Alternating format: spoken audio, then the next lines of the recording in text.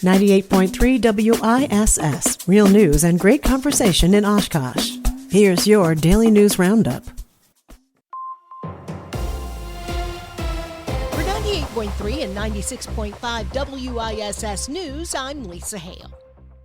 Tim Neubauer, a realtor, investor, and property owner, says the Oshkosh City government could be more efficient. So he wants to be on the Oshkosh Common Council to work on those issues from the inside. Everybody has a problem with trying to do something in Oshkosh, whether it's contractors, developers, investors, or a lot of people say, I will not invest in Oshkosh. I don't want to deal with the city of Oshkosh. I have the same stories. So that was like one of my biggest main reasons of why I wanted to run. Plain and simple, Neubauer said the number one issue facing Oshkosh city government is money. Because of that, he says Oshkosh needs more transparency and better breakdowns of where the money is going. He added the city needs to simplify overall, possibly even cut staff. Are there positions that are open right now that we need to fill? Can we divvy out that work to other people? Do we need to keep creating more positions for certain things, or can we look within? Can we look at other things that we can possibly cut? Neubauer also said that Oshkosh needs variety on the Common Council. I think on City Council, maybe we need to have more, I know it's nonpartisan, but maybe a little more balance. So we can have these disagreements on each side and somehow meet in the middle and come up with a middle ground. Instead of being everything's one-sided right now. Tim Neubauer is one of 8 people running for the 3 at-large Common Council seats. The primary is February 17th. To learn more about Neubauer, hear the interview, and how to interact with his campaign, see our story at wiss.fm.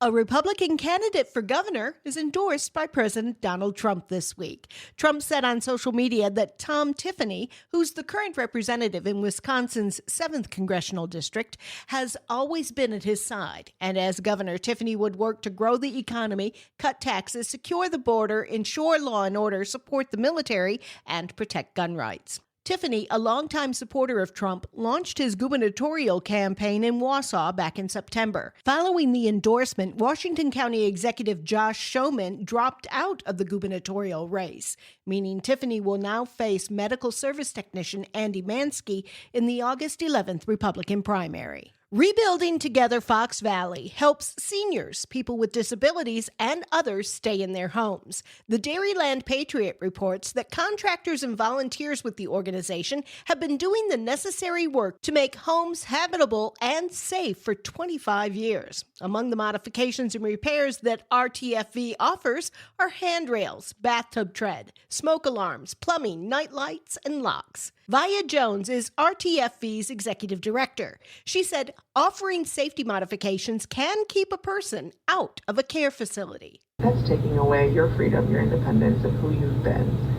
And I see that happening, and knowing that we can go in, do some fall prevention, do some grab bars, do some safety things to keep people in their homes and keep them safe, happy, and healthy, that's what I'm focusing on. RTFV's work is not limited to individual residents. It also includes helping provide necessary repairs and modification for other area nonprofits like food pantries, shelters, and organizations that serve the elderly or people in need.